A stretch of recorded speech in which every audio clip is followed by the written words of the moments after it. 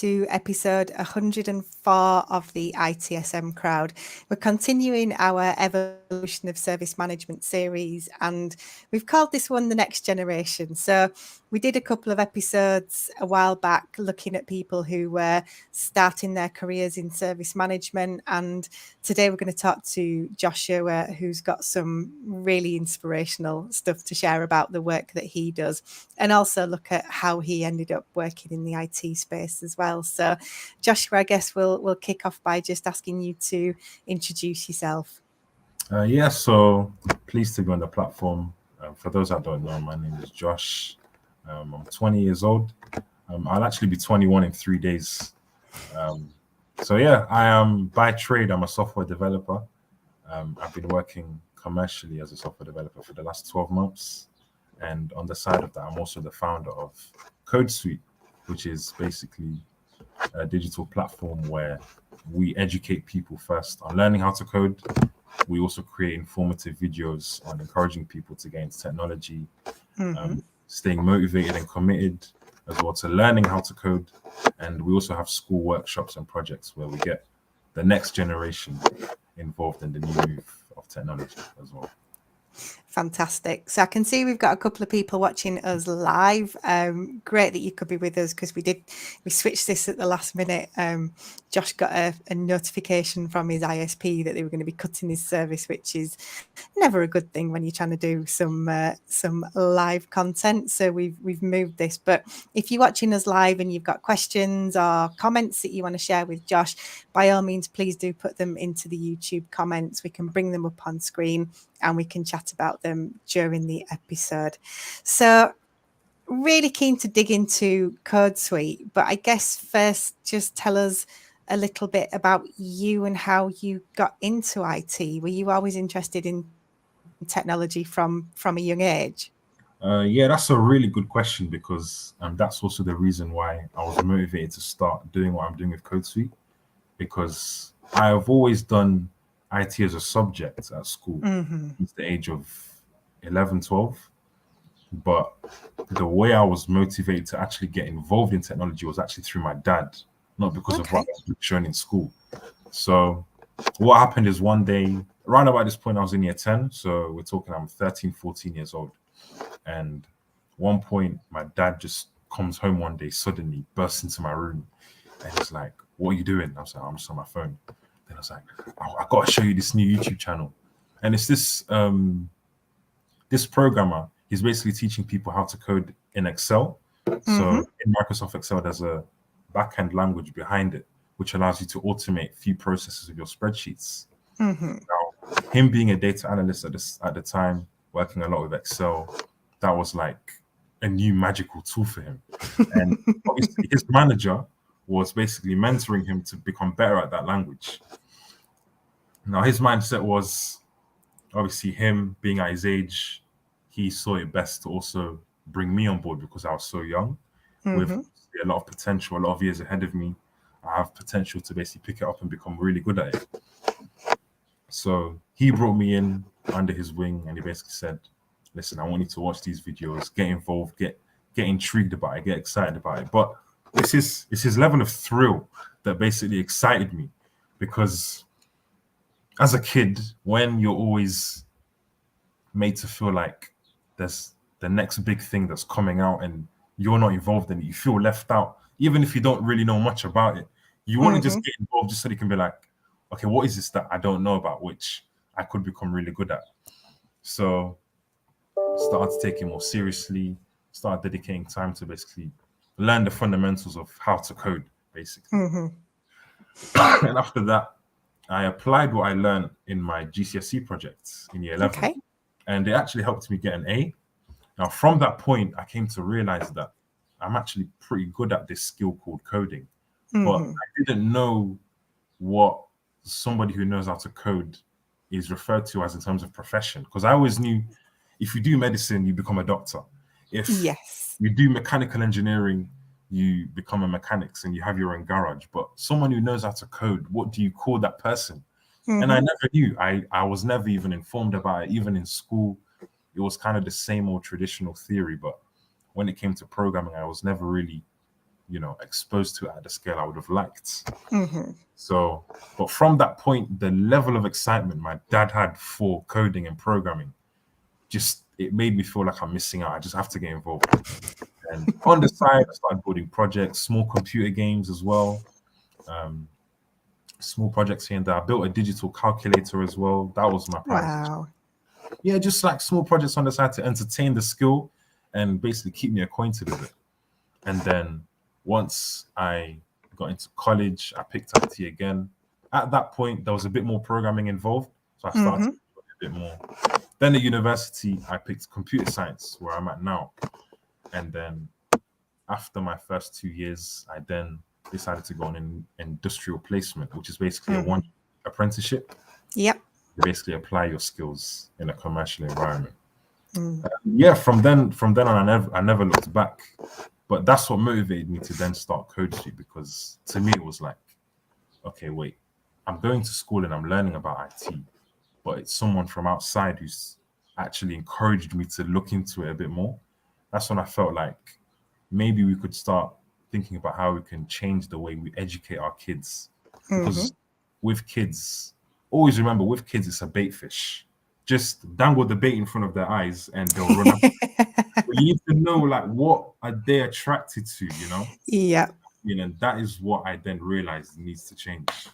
And that's how I ended up where I am now, really, with CodeSuite and doing it on the side. Fantastic. So, I mean, talk to us more about CodeSuite, because it's clear that this is such a passion for you, and I think your dad engendering that excitement in you as a kid, now you can do that for other people. So tell us a bit about the vision for CodeSuite and some of the work that you're doing. Yeah, so like I explained, CodeSuite is obviously it's like an educational hub, if I can put it that way, for everything to do with coding and technology. Now, it's also tied in with, encouragement, motivation, commitment, and consistency and stuff like that. Now, the main purpose in which CodeSuite is here for is to change the way we educate the next generation, basically. Simple as that, in simple terms. Now, what I've came to see is that the way education is currently pushing out technology and IT, it's the standard traditional stuff which not all of our kids would be interested in. And on top of that, they don't always know where they can see themselves fitting into what is being presented to them. Yep. Like, okay, we're teaching you about, I don't know, peripherals, hardware devices. But not every single kid in that classroom is going to want to get into hardware. Maybe some kids, they might want to get into game development, or they might want to get into websites or service management, for example, whatever it might be. Like, it's about tailoring the education to everybody. So what I tend to do, I tend to use a more modernistic approach. I'm quite heavy on using TikTok, because obviously the kids' attention span is so short. So you kind of need to come down to that short attention span and still pass on the message properly. Like, I remember my most previous workshop was at a sixth form college last month. I literally started the session first with getting to know everyone's names. Then I started it with a TikTok video, 30 seconds, got the kids laughing from the get-go. And from that point, I could then stem my foot in and talk about what I want to talk about. So it's just about a mixture of, using snazzy social media videos, creating my own videos as well.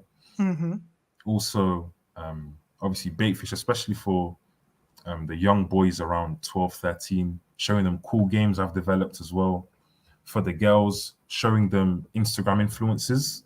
Because obviously when it comes to females, again, there was already like a very small proportion of females who have been involved in technology over the last, let's say, 2 decades, right?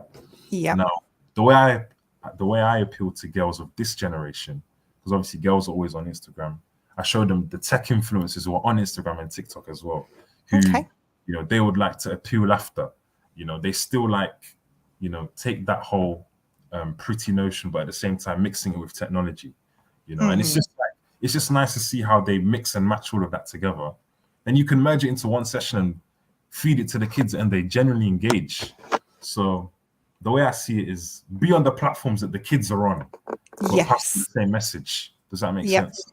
Yeah, Which is, do you know, yeah, it absolutely does. And I think I'm looking at this, geez, I'm way too old for TikTok, but I'm kind of looking at this because we have these endless conversations about why aren't there more women in tech, why aren't there more girls taking STEM subjects? And there's part of me kind of goes, oh, is it because they're not looking at Instagram influencers? But I think it's absolutely about finding the right levers to get exactly. people engaged. And I think you're creating the pipeline. By the time, as an employer, by the time you're looking and wondering, well, where are all the women graduates?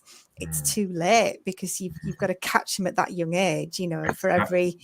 every 10 girls who study IT in school, maybe 3 will go on to university, and then maybe 1 will actually want to go and kind of work in IT. So it's you're getting in there at that right point, and I think it's fascinating. I mean, do you think the schooling system itself should be changing more, I or think is it a that's case of exposing them to more people like you, and I guess bringing in different voices to the classroom? I think it's a mixture of both, actually. I think people like me, because there's it's not just me, there's many other people who have a similar mindset to me, but in different sectors, Mm-hmm. especially personal finance. That's a really growing one as well. But when it comes to the system, I feel like the system in general could consider a little revamp as well, even with our standard English, maths, and science as well, Mm-hmm. besides technology. It's the way to communicate to our children, because even the way we sometimes lose children, like to, whether it's misbehavior or distraction or whatever it might be, it's because we haven't actually got their attention yet. Do you Mm-hmm. understand? Yep. So I feel like we should be focusing on the things which do have their attention, and they should find us on there as well. Does that make Mm. sense? Like, I've been collaborating with the BCS for the last 6 months now, Okay. and we've been creating short form Instagram videos. And hopefully soon we're also going to be landing on TikTok with that too. Again, it's the main idea, because like even with this interview we're doing right now, I can guarantee you 11 times out of 10, the audience will just be adults. Do you understand? Mm-hmm. Yep. I Yep. wouldn't expect a 12-year-old to listen to this whole interview. Mm-hmm. So when you take that mindset, then you realize, okay, so what would a 12-year-old be listening to or paying attention to? Then let me see my way through there as well. But my idea is seeming or appealing to all generations. So obviously, this interview is obviously for our adults, but for too long, this industry has only been appealing to people from a certain age because of the way we communicate things. Mm-hmm. So I'm trying to feed in for our younger generation as well, because the younger generation is our next tomorrow. You know, Yes. so appealing on the platforms they're attracted to, they're addicted to, and pass on the Mm-hmm. same message. And you'll be surprised. All these influencers that are on Instagram, you can see how many followers they have: 40, 50, 60,000. I can guarantee you there's kids in those group of followers as well, because Yep. they've been appealed to through the way the content comes out. Mm-hmm. So, yeah. Yeah, and I mean, it's kind of, it's intriguing to me, because I like IT service management. Mhm. It's not cool. Mhm. I don't think it's ever been cool in the years that I've been involved. But to me, coding seems cool. And I remember getting off the train in Leeds train station, and these big posters saying developers wanted, starting salary 40K for a junior developer. So how hard do you have to sell the idea of working in IT to kids? I Do would they actually, already think it's cool, or do you have to do a sales pitch? yeah, I would actually beg to differ. Even the way you said service management is not cool, it's actually the way you communicate. Because Mm-hmm. anything can be made to be cool. Trust me. I believe that it just depends on how you communicate it across. Because technically, you might say coding is cool, but I've met a lot of people that have never even heard of the word coding. Do you understand? Right. It's like, again, it's that's the way you said, it's the approach I take when I talk about coding. Because someone like me, I'm 20 years old. I still do all the same things which young 20-year-olds do. So Mm-hmm. it's more a thing of, when another 20-year-old sees, oh, he's literally just like me, talks like me, says the same jokes as me, Mm-hmm. watches the same TV shows as me, for example, but he's also involved in this. What is this actually about then? Does that make Yes. sense? So that's first one way in which I intrigue people. And secondly, the way I talk about coding, I always talk about it as if to say, you're missing out if you're not getting involved in it. First, when we're talking about money prospects, in IT, there's always money prospects to be made or Yep. incentives to be made. And then two, just being flashy, always talking about the flashy stuff. Because again, all kids want to know is what is flashy, what is going to make them look like the cool guys on the street. Do you know what I mean? Yeah. Now, so I might not so much talk about the skill at hand, but where the skill can take you. Does that make sense? Like, let's say service management, for example. Maybe I might not talk about service management independently, but I might talk about where it can take you in terms of the entrepreneurial prospects it can bring you to become, the enterprises you can now open, the new people in the industry you might meet, the meetings across the country and events you might get involved in. That's maybe more the perspective I talk about, because I know talking about it from that perspective will create the fear of missing out, as we call it. We call it FOMO. So fear of missing out is what kids hate. They don't want to miss out on anything. They want to be involved in what is current. Now, even if what we're involved in, which is IT, has been around for how many decades we couldn't even count, but we just communicate in a way to say, like, you're missing out if you're not involved because you could do this and this with it. And then all of a sudden you have people at your door wanting to get involved. Like, I've had historians, people who are planning to go study history, suddenly now want to learn how to code. Not because of so much what the skill is, but where it could potentially take them because of what I said to them, So yeah, that's literally it. Just creating that fear of missing out, and kids will rush into it. I might get you into rebadge my marketing, see if we can get some service management. Is cool, but I think there's things that you say there which there is good money to be made in IT. It's terrifically well paid, I think, when you compare it to lots of other industries. So there is an attraction there. But you mentioned that the kind of, when you were at school, not even knowing that developer was a role. And do you, is this somewhere that the IT industry is failing a little bit in terms of defining career paths? So if you want to be an accountant, there's a set of exams that you go through, and then you move into different, very clearly defined roles. You're a management accountant, whatever it might be. But IT, that there never seems to be any sort of standardization in terms of job titles or how people come into IT. Which is strange, because I feel like IT is one of the industries where there's generally no dead end. You can literally, there's the amount of career opportunities you can pursue are endless. But I feel like we haven't really standardized it into like a clear definitional structure of like the areas you can explore. Because till this day, I'm still discovering that even service management, I found out about service management through you and David Barrow. So it just goes to show that we're clearly not educated enough. Even people within the industry are discovering new opportunities to find within the same industry. So I feel like, and if that's for people who are already working commercially, how much more our younger generation? Do you understand? So what you think about that is a bit scary, because it's like we're clearly not doing enough at all. To get people aware of what is out there. But yeah, I do feel like we could do better on that part. Yeah. I mean, I speak to obviously hundreds of people through things like the ITSM crowd. And if I ask anybody, how did you get started in service management? And they'll say, I fell into it. I was working in retail or management or construction or whatever it might be. And I ended up in service management. And I think, David Barrow introduced us. And it, to me, it was kind of fascinating that you've come through this education path of technology, working as a developer, but no service management has kind of been part of that. And we always have this, I think, artificial divide between development and operations, and it almost pervades, I think, through into education at the moment. It's service management covers who's going to be using the products, how we're going to support them, how we're going to operate them in future and upgrade them. And it feels like there's still this sort of divide between, well, which stream are you going to be in? Are you going to be in pre-launch or post-launch?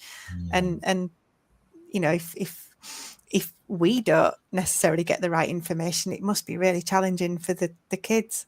Yeah, and I feel like we need to remember that, because again, like I said, the kids are our tomorrow. They're our so, and the more kids we get involved, the wider range of perspectives we're also bringing into the industry as well. Like, Yes. let's say me, for example, me being brought into the industry of technology has allowed a certain perspective which some people have not considered to now be considered in a certain way. Now, if we now consider the potential the lost potential we might be losing by not, just making things a bit more clearer for our youngers, then it is pretty difficult, because it means we'll only form a certain type of people in our industry who are only interested maybe in a certain type of the industry, but there might be other people who could maybe boom another side of the industry. For example, the way we were talking about females in technology, females naturally are even more naturally creative than males actually as well. Now, bringing more females in, who knows what side of technology that could boom, if we just consider bringing it and exposing it more to our youngers in the way which they could start to explore it, But I always just fear the lost potential when I think about children, and that's why it just keeps me going, really. But and there is such an argument for role models and having people visible so that kids can look at them, and young girls can see women working in technology and think, actually, that's something that for me, it sounds like your dad was a massive role model for you. Exactly, yeah. And I think role models is a great example as well, because I think kids naturally would always pick the first person they can to look up to in a certain area of their life. For example, let's say me, I might have a certain person I'm looking up to, let's say in terms of, or a hairstyle I wanted, for example, or I always knew that person had that hairstyle and I want that one. It's just a natural thing as a child. You know what I mean? Now, seeing someone in a certain industry and he's telling you about, or she's telling you about the perks and what they get involved in, just naturally you just get attracted as a kid, because it's so easy as a kid, because their brains work like sponges. It absorbs all the information that comes to them like this. So that's why even the way I explained about females and showing the young girls, Instagram influencers and stuff like that. And it's just really cool to see how quickly kids can actually get inspired, but we don't see that because we don't do it enough. But when we actually start getting in those rooms and seeing how quickly kids will actually attach to this stuff, it will motivate us to do more, And I mean, it's a generational thing as well, because I mean, I'm a crossover generation. I still remember mobile phones, my first email address, all that kind of thing. But then I think of, my stepson, who is similar age to you now. He grew up with all of this and watching toddlers with iPads just whizzing away. I think there is a generation coming who have a more innate grasp of technology, and that's a huge thing that companies need to leverage. And I'm talking to companies every day who are saying, we cannot recruit. There are not enough resources out there. 90% of our workforce is over 50. There's a gap to fill, and I think it's work like you're doing that's going to be so important in order to do that. Yeah, and I feel like people like us as well, who are seeing the potential which these kids have, I think it's so important to start working with more schools as well. Because obviously we said the system as well in general in education, but I think also working with various schools and just seeing how we can start to revamp our programs. It will change a lifestyle, trust me. Like these kids, they're indirectly are asking for it, but they don't really know what they want at the same time. Like when kids are in class, there's that common saying when they say, "Oh, miss, when am I ever going to need this?" Type of- I remember that question like it was yesterday. But they're indirectly asking for a change to the way we communicate, but they don't really know how to ask for it. You know? Yeah. But us who are on the other side already in this industry should be looking back on how we can give back. Yes. That makes sense? So Yeah. yeah, Yeah, literally. absolutely agree. I mean, I remember I did some work with York University and talking to the lecturer who was leading their computer science degree program, and he said, "Oh, none of these people actually want to work in IT. You know, they all want to go work in the stock market. You know, they all want to go work in finance." And I'm kind of thinking, where is the next generation in Exactly. IT going to come from? Particularly now as well, that there's opportunities to work anywhere you want in the world. There's amazing companies hiring in different countries.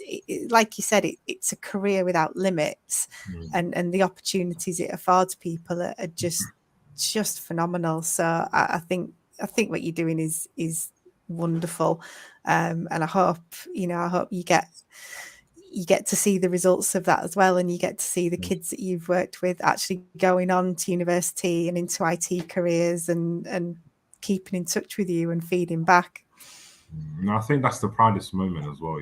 Would be to see, the kids we inspire to, move on to actually achieve big things.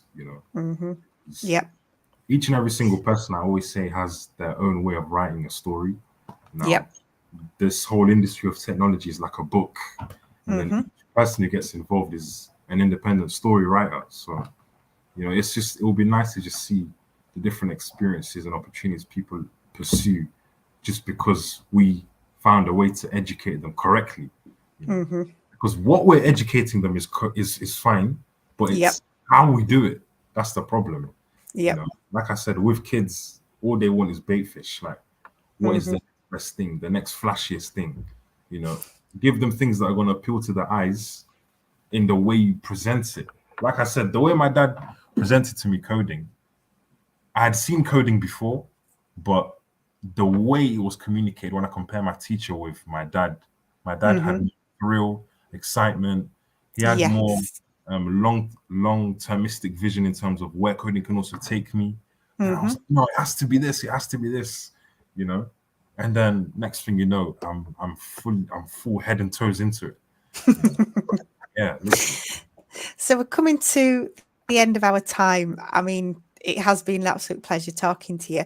Where can people learn more? Have you got a website that people should be looking at? Have you got, I don't know, does TikTok have channels? I am massively out of touch with this, but where can people read more about what you're doing? I first got a website, codesuite.co.uk, Mm-hmm. and find a little bit more about me there. I've also got an Instagram page, which is CodeSuite with an underscore at the end.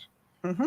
Also got a TikTok page, CodeSuite, Snapchat page, CodeSuite, and LinkedIn as well, CodeSuite as well.